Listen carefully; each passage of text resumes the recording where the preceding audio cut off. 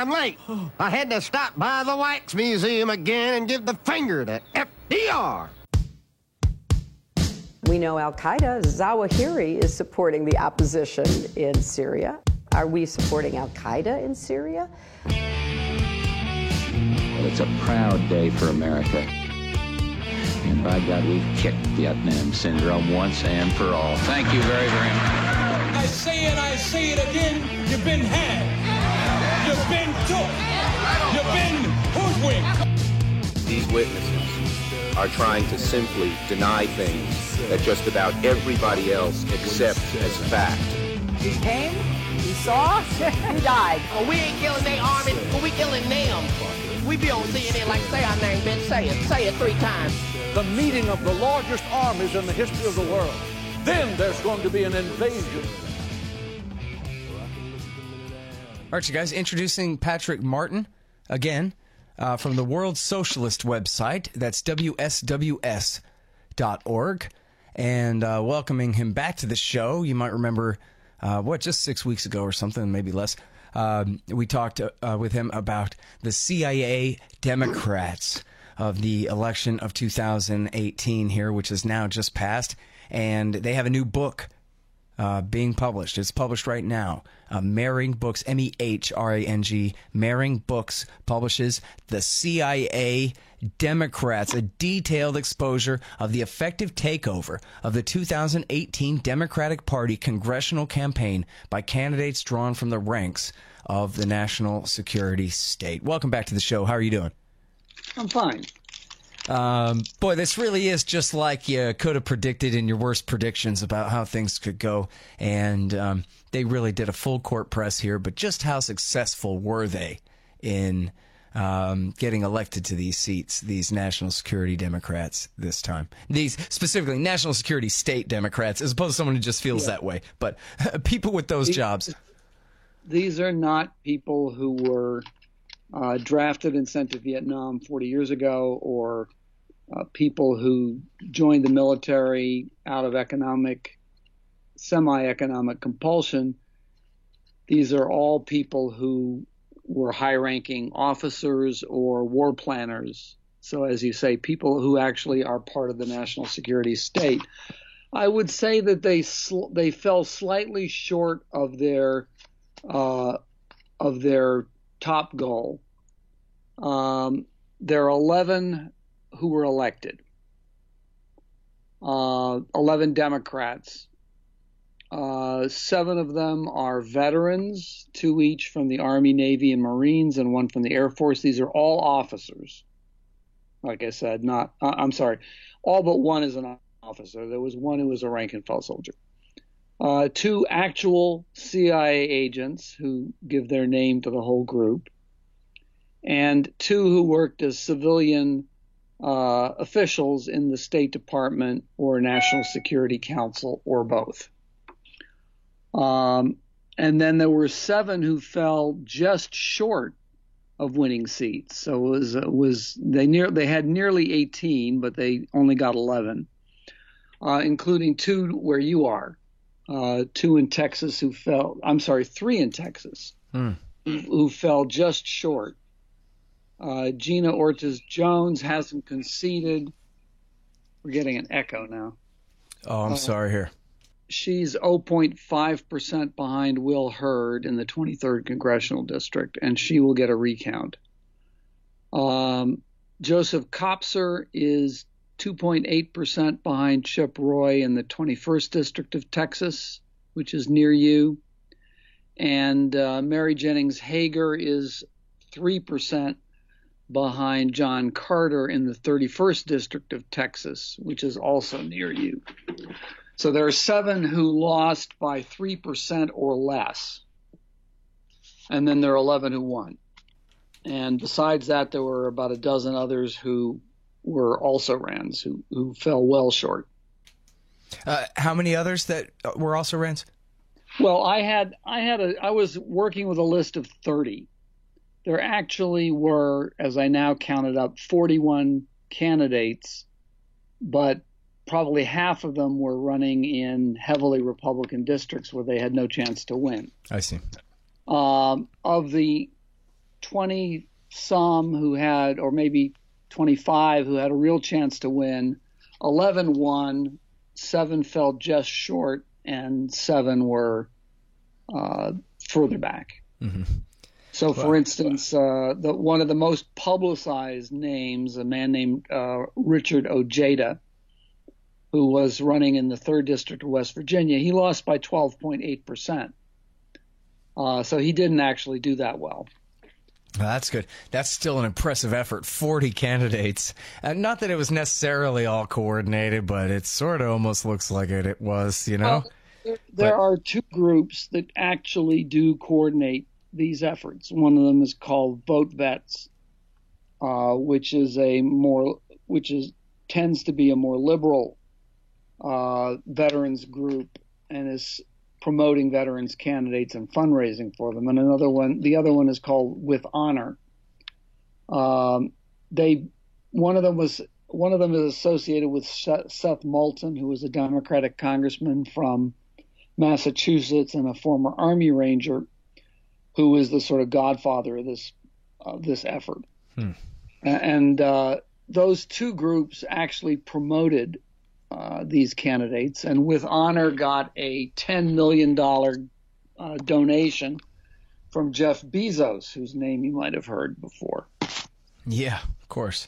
So the richest man in the world till the next bubble pops.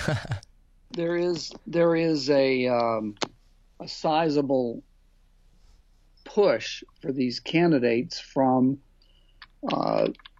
very wealthy people for good political reasons from their standpoint. Mm-hmm. These are people whose loyalty to the capitalist system and to the national security state is not in doubt. They put their lives on the line. They've shed blood, in some cases quite a lot of blood.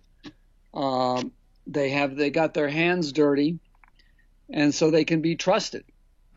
Well, and I guess none of them, I mean, on the surface of it, someone serving on the National Security Council could be like Hillary Mann or Flint Leverett, and they could be running, to try to stop this kind of thing because all the wisdom that they gained when they had the job, or Ray McGovern, who was the former chief of the Soviet division, who now has been an anti-war activist for the last 25 years. But no, this isn't that. These are all, as you're saying, guys who, in that Tom Cotton fashion, say like, hey, I fought in Iraq, therefore you have to vote for me, and I'll be a hawk all this time and a reliable one and fit right in, rather than, use it. Well, I think, as we talked about before, the Gabbard model versus the Duckworth model. Not that Tulsi Gabbard is perfect on everything, because she's really not, but she basically says, hey, I'm a combat vet, so if I want to criticize the war, you could pay me the respect of at least letting me say it if you won't let anybody else say it. Whereas Duckworth is just like, yeah, kill them all and let God sort them out. That's how to get elected as a national security state Democrat. Well, there are not, among the 11 who were elected, any who are arguably anti-war. There's only one of the 11 who's even admitted who's even made the point, which is a fairly obvious one, the war is a terrible thing. He has at least admitted that he suffers from PTSD and had to overcome that in order to begin a career in politics, which he started in 2011 after he came back. Who's that? Jared Golden in Maine. He's the only one who was a rank-and-file soldier, and he's the only one, in other words, not an officer, not a commander. And he's the only one who admits to having had PTSD, although at least a half a dozen of them were in combat, so they potentially could have had it. Now, this is not the National Security State Democrat, but I'm sure you're familiar with the lady, I'm sorry I forget her name, who I believe just won out in the Senate race in Arizona, who is formerly a Green Party lady and formerly anti-war, and who there was this almost hilarious CNN story about her desperate attempts to back down from ever being good on anything and lining up as hard as she can behind the wars and pretending that she never even said all that previous stuff when she got it right back years ago. McCain and so on. But yes, she's done. I mean, and that's not an unusual experience with Green candidates, not to be too snarky. But the flexibility as to principle seems to be a requirement for a career in American capitalist politics. And even people, I mean, after all, Bill Clinton marched against the war in Vietnam, and so did Hillary. And look where they ended up, waging war. Well, in fact, you have a whole thing on your site, and I know that there are kind of, sectist fights between leftist groups, but I read some of the criticism of the Democratic Socialists of America on your website here, and it didn't seem personal to me. It seemed like real severe criticisms of their, really choosing, of all things, the very worst thing our government does is waging this world empire as the thing to compromise on. Is that really right? Well, if you're going to, let me put it this way. If you are going to remain as a faction of the Democratic Party and advocate the reform of the Democratic Party, you've sold your soul to the devil. There's no two ways. Well, but that might sound kind of overly simplistic. I mean, are there, because maybe they just have different tactics from you as far as that goes. But I mean, do you have examples of where they used to care about the war and now they've decided they don't? You mean the DSA? Yeah. I don't have examples because they've always been historically, I would say, going back to they were formed after the Vietnam War. Right? The DSA was founded, I think, under its current name in 1983. There was something before that called the Democratic Socialist Organizing Committee, which I think goes back to the mid-'70s. And the people who were in it and who founded it, like Michael Harrington, were opponents or at least critics of the war in Vietnam. But they long have abandoned any association with that. And there's no Daniel Ellsbergs in the DSA.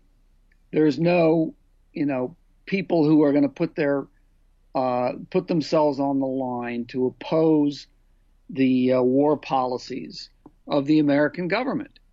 And Ocasio-Cortez, when she ran in New York, did not run on the basis of opposition to war.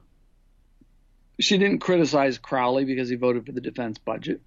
She criticized Crowley for various other things on which I'm sure were perfectly reasonable to criticize him on. But there's a reason why, even when the one foreign policy issue which she raised, as I recall, was the Israeli-Palestinian issue.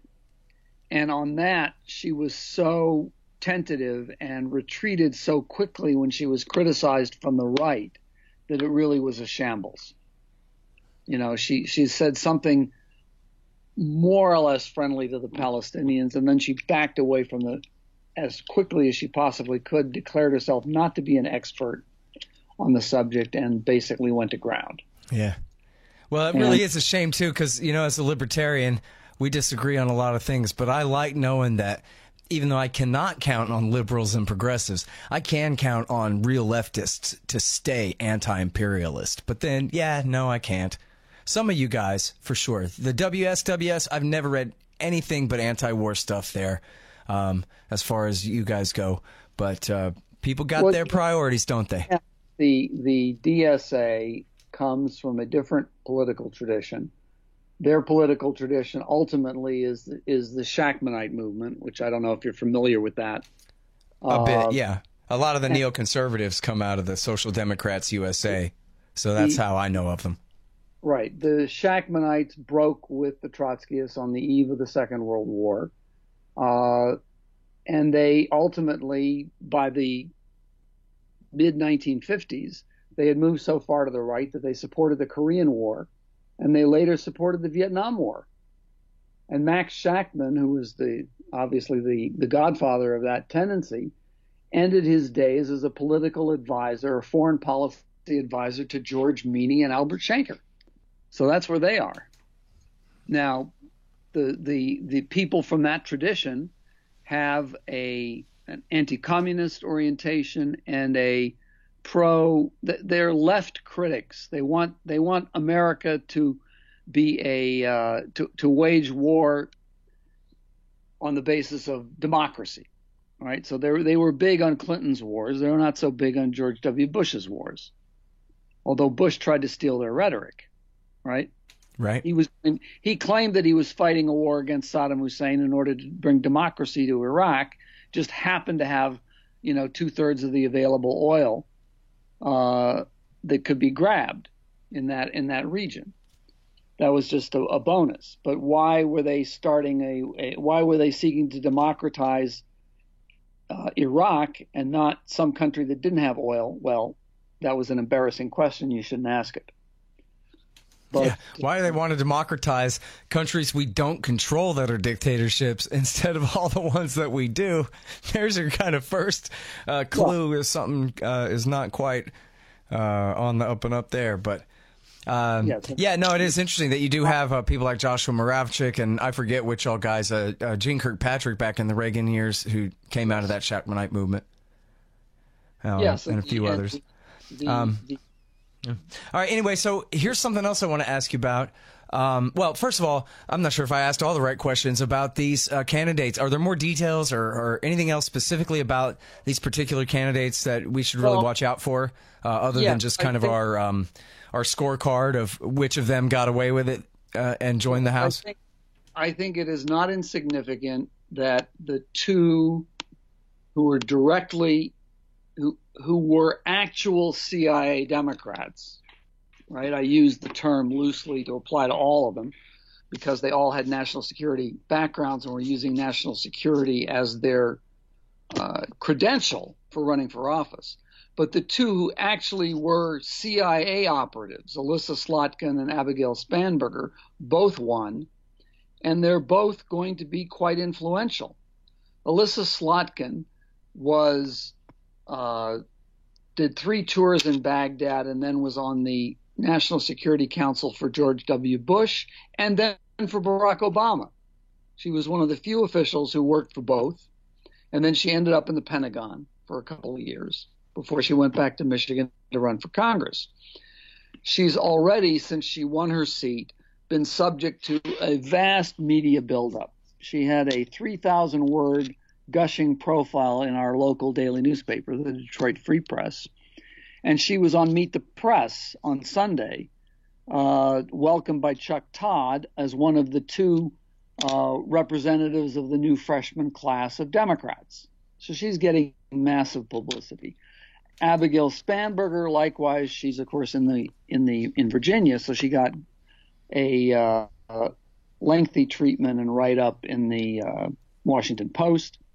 And the third one who's getting a huge buildup is Max Rose, who's in New York City.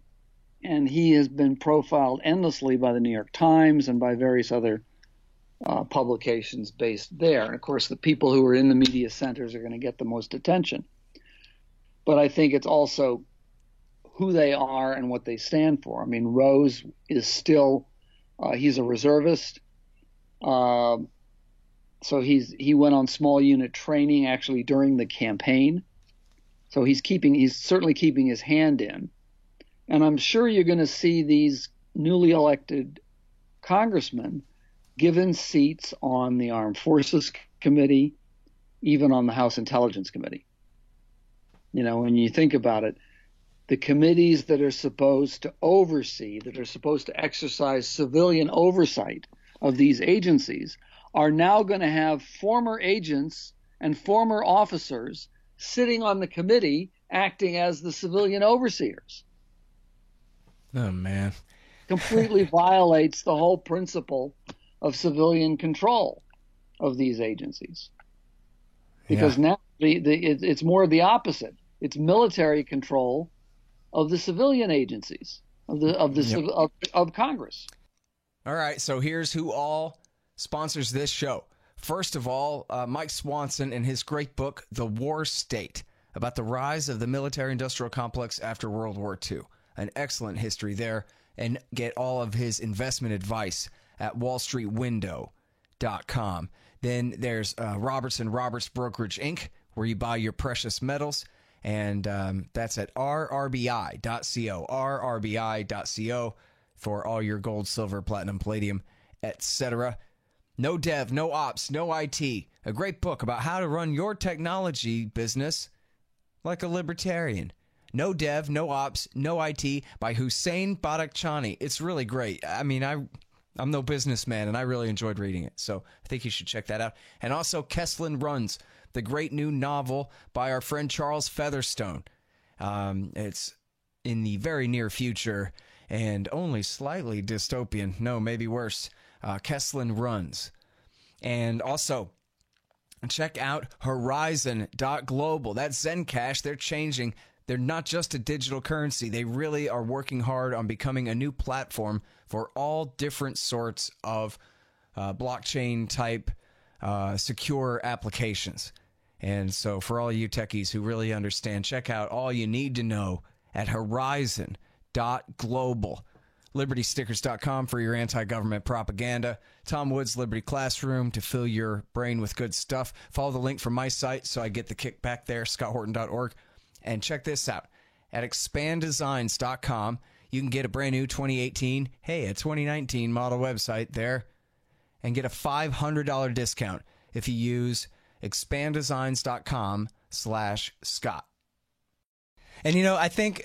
I'm pretty sure you pointed out last time that it's all over this Russia hoax, that they're like, boy, I guess my country really needs me. I better go serve in the Congress and all this kind of thing. Where like, these the fourth branch of government types are so full of themselves as our guardians that they're going to have to go and take over the legislative branch too. It's the only way to keep us safe. Well, here's another guy to keep your eye on. His name is Tom Malinowski. He was elected in the 7th Congressional District in New Jersey. Now, he was he goes back a long way. He's got his start as a speechwriter for Daniel Patrick Moynihan. He worked in the Clinton administration in the State Department. He was the head of Human Rights Watch, which is an agency that sounds great. It's a NGO that allegedly blows the whistle on human rights abuses overseas. However, it has a rather shabby record of only blowing the whistle mainly on human rights violations by countries that the U.S. government doesn't like, i.e. Russia, China, Iraq in the day, and not blowing the whistle over human rights violations by Israel, Saudi Arabia, Iran under the Shah, and so on. Right. So Malinowski then, after a decade running the Washington office of Human Rights Watch, became an assistant secretary of state under John Kerry for democracy, human rights, and labor. And he specialized in human rights charges directed against countries that the U.S. government was trying to pressure, mainly those that were somewhat aligned with China, that the U.S. government wanted to push away from China. So then they brought out human rights charges against Burma, Myanmar, against Sri Lanka, North Korea, and so on, while they were soft pedaled the equally brazen human rights violations that we've just seen pretty gruesomely in Saudi Arabia. So he is now a congressman from the 7th District of New Jersey. And if you really want to get, and I'll give you one detail, which is probably over your head because you're too young. This is the district that was once held by J. Parnell Thomas, who was the founder and chairman of the House Un-American Activities Committee for 25 years. And this is now being held by Tom Malinowski, who is an immigrant, his family immigrated from Poland. He's a vicious anti-communist. And he will use whatever influence he has in Congress to hype the Russia investigation. That's going to be his main area of interest. What a joke. Boy, just when you thought it was all out of gas, this Russia investigation, but okay. Well, it's back. Yeah. And so speaking of which, and this is really important, and this is work that has been done, at least by your side. I'm not sure if you were in on it or not, but I'd be willing to bet that you were. Is the work all about Google and Facebook turning down traffic through their algorithms to leftist sites as well as libertarian sites like antiwar.com.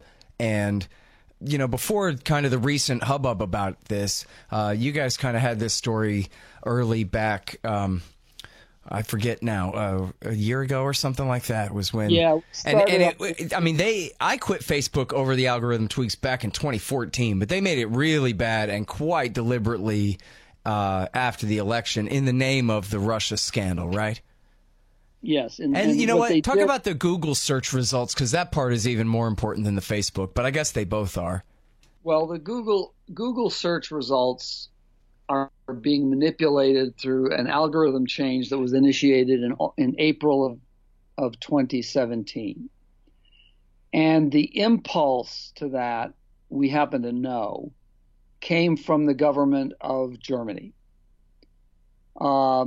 Because in Germany, we had launched a campaign against a group of professors in academia who were providing legitimization for what became the Alternative for Germany, which is the revived Nazi party in Germany. I don't know if you're familiar with that or if your listeners would be familiar with it, but they won 13% of the vote in the last election. They are a viciously anti-immigrant party, and their supporters have carried out pogroms against Muslims, against Turks, and even against Jews in Germany. You'd think that some things never die. Well, that's one of them. So we had focused on the fact that these professors were trying to smuggle into German academia a sort of retrospective legitimization of the war aims of Germany in both World War I and World War II. And we were highly critical of that. And we became targets of right-wing attacks in the press. And we know that the German government went to Google's German offices in Berlin and complained to them because our German site was getting so much traffic through this campaign of exposure. So a guy named Ben Gomes, Gomes, who was the vice president of Google in the U.S., went over there, met with him, came back, and at his direction, they redrafted a set of algorithms. The result of these new algorithms was that our search traffic from Google declined by 75%. And similar orders of magnitude were experienced by Truth Out, Common Dreams, and as you say, some libertarian sites as well as left liberal and radical sites. And it reached the point of ridiculousness. We are, by anyone's estimation, the leading... So wait, in other words, let me stop you there for a second to make sure I understand that.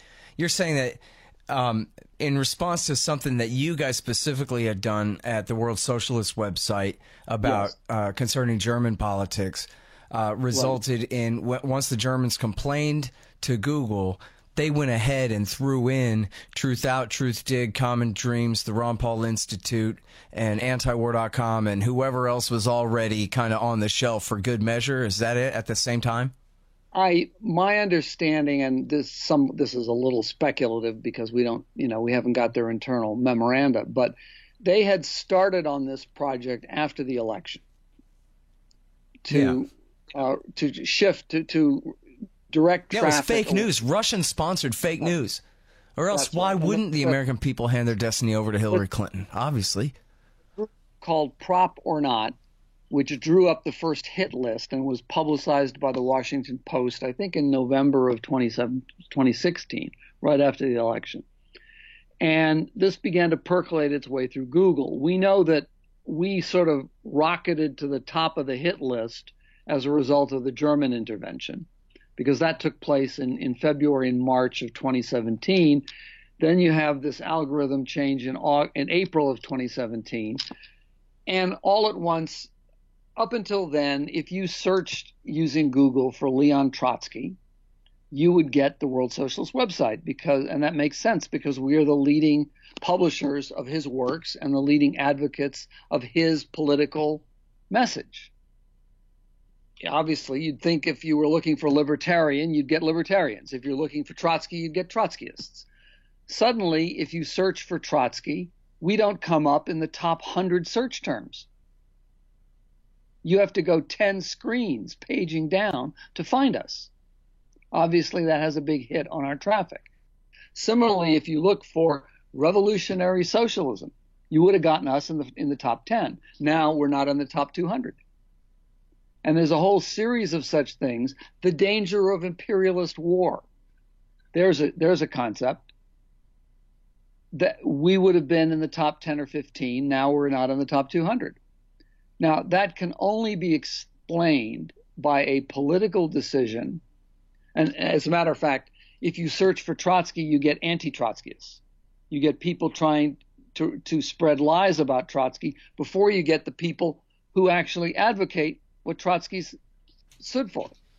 Well, and it really goes to show, I mean, it's just like, there's a great Greenwald article this morning about the supposed indictment. It's the apparent, I guess, indictment of Julian Assange, or charging of Julian Assange, reportedly here, and how either you believe in free speech as a principle or you don't. And you look at how easy partisans are willing to say that Julian Assange, who's done nothing except publish in the exact or virtually, the exact same way as so many other journalistic organizations do in publishing classified information, that if you prosecute him, you're saying that it's no different than saying that you can now have open season on any reporter or even any institution that publishes classified information in this country. And yet the right-wingers hate Julian Assange for publishing the Iraq and Afghan war logs and State Department cables so much that they want him dead. And the liberals all hate him so much because he stole the election from Hillary for Vladimir Putin. And so they want him strung up too. And so people who actually believe in, no free speech, even for a partisan you hate, or even for a Nazi, or even for a communist, or even for whoever you don't like, is an important principle, because once you sacrifice it for the people who you thought were the good guys that you side with, who you didn't think were going to be the ones to suffer. But it turns out those calling for censorship, always get censored themselves first, or soon enough. Well, the reported indictment of Assange is not a surprise, but it is entirely outrageous. And we have been very adamant in our public defense of Assange. We participated in the protest and organized a protest ourselves in Sydney, demanding that the Australian government exercise its legal responsibility to defend one of its citizens. He is a citizen of Australia. They have completely abandoned him. And I'm happy to say that Christine Assange, his mother, actually endorsed our candidate in the recent congressional elections, Niles Nemeth, not because she necessarily agrees with all of our platform, but because he made an issue of defending Julian Assange in his campaign. And she wants to make that public. No one is taking up this fight except, as you said, a handful of people who actually believe that freedom of speech doesn't mean anything unless it's freedom for people whose speech you don't like. No great shakes saying freedom of speech for people who agree with you. Right. Yeah, and it's amazing to see just how far that principle has gone. I guess, people don't, there's just not enough conversation along the lines of reinforcing in people why that matters so much. And this is the simplest kind of stuff. I mean, this is civics for first graders, that listen, the reason we have fair trials for horrible murderers is so that we have fair trials for people who are wrongly accused of being horrible murderers. So we have fair trials for you. Not that we do have fair trials, but I'm just saying that's the point of having fair trials, even for the very worst people. It's not a favor to them. It's how to protect ourselves, all of us, so that we can be free, unless we really have done something to deserve being deprived of our liberty. And I learned that as a small child. That ain't libertarianism or socialism or liberal or conservatism or anything. That's just common sense, living in the world with a government at all, Well, that's a basic democratic principle on which one of the basic principles upon which this country is founded. And one of the problems that they have in consolidating this type of regime in the United States is that the United States is one of the few countries that was actually founded on the basis of Enlightenment principles, not on the basis of nationalism, not on the basis of sort of an ethnic consolidation. There was no country until they adopted a constitution, and the constitution was laid down certain basic principles, which they're having a lot of trouble with. That's why Trump wants to declare his right to eliminate constitutional freedoms on the basis of an executive order. Right. Excuse me.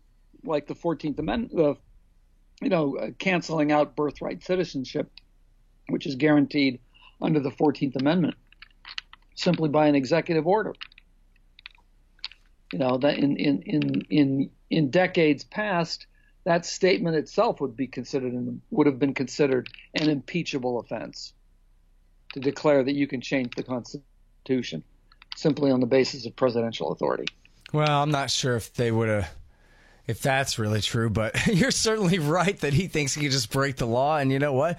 That was what the guy before him thought, and the guy before him, and the guy before him, and nobody stopped him. And so, but even Nixon didn't assert. I mean, he did say at a certain point, if the president orders it, then it must be right. But he didn't literally assert the ability of the president to change the Constitution. Right. Just legislation. Right. Yeah. If the president does it, that makes it legal. But yeah, he would have recognized some limit on that, right? Yes. I agree with you. But just like with the election, where Richard Nixon, of all people, the ultimate argument absurdum, right? When Jack Kennedy stole the election from him fair and square in 1960, he had enough decency, you could call it class or whatever you call it, to just go home and not fight it, because he said it would be too bad for the country to put the country through a fight over that power, and that the power for himself was not important enough that he would do that to the rest of us. And think of what a snake that dirty SOB was. And he was like, no way am I going to do this. I'll be back. Right? But Hillary Clinton doesn't have as much class as Richard Nixon. She's still stomping her feet and crying about this thing. Well, I think it's more the question of the stability of the country. I mean, why did Gore concede after Bush v. Gore? Right.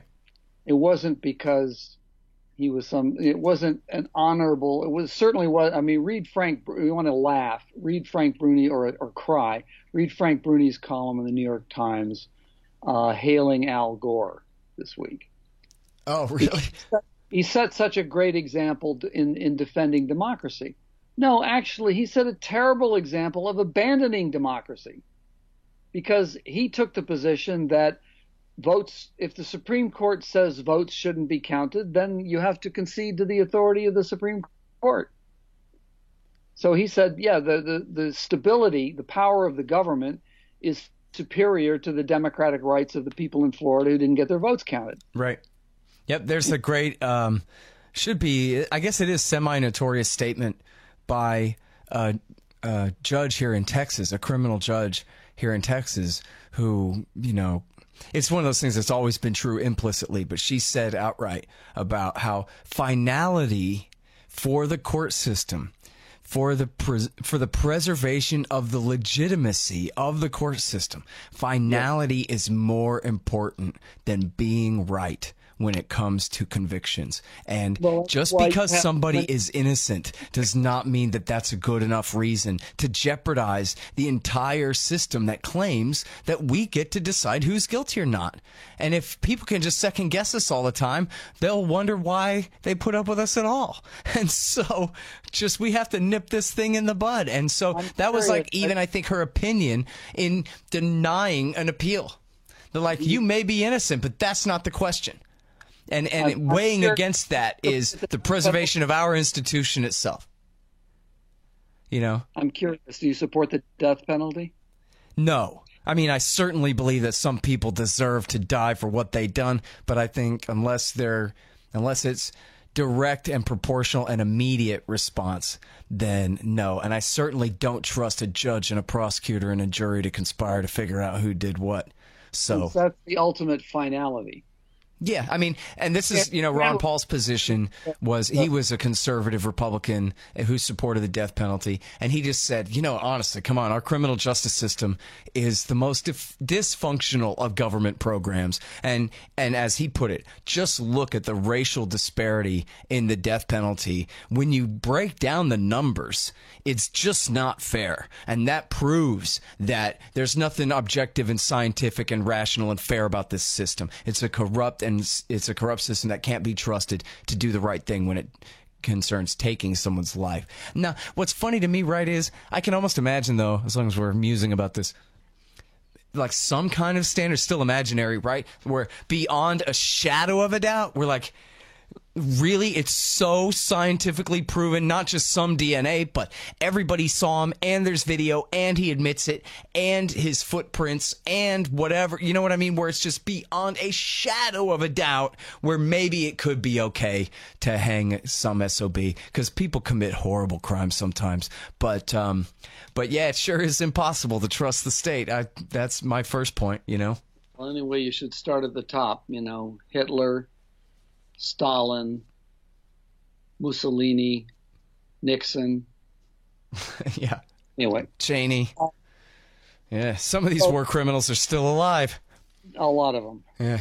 Hey, listen, man, thank you, Patrick, for coming on the show. It's really been great talking to you again, and I really appreciate the work you're doing, attacking the left from the left here. It's very important.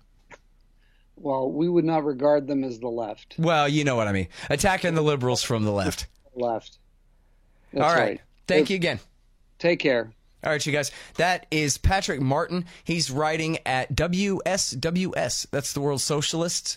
And they're putting out a new book called The CIA Democrats. All right, y'all. Thanks. Find me at libertarianinstitute.org, at scotthorton.org, antiwar.com, and reddit.com/Scott Horton Show. Oh, yeah, and read my book, Fool's Errand, Time to End the War in Afghanistan, at foolserrand.us.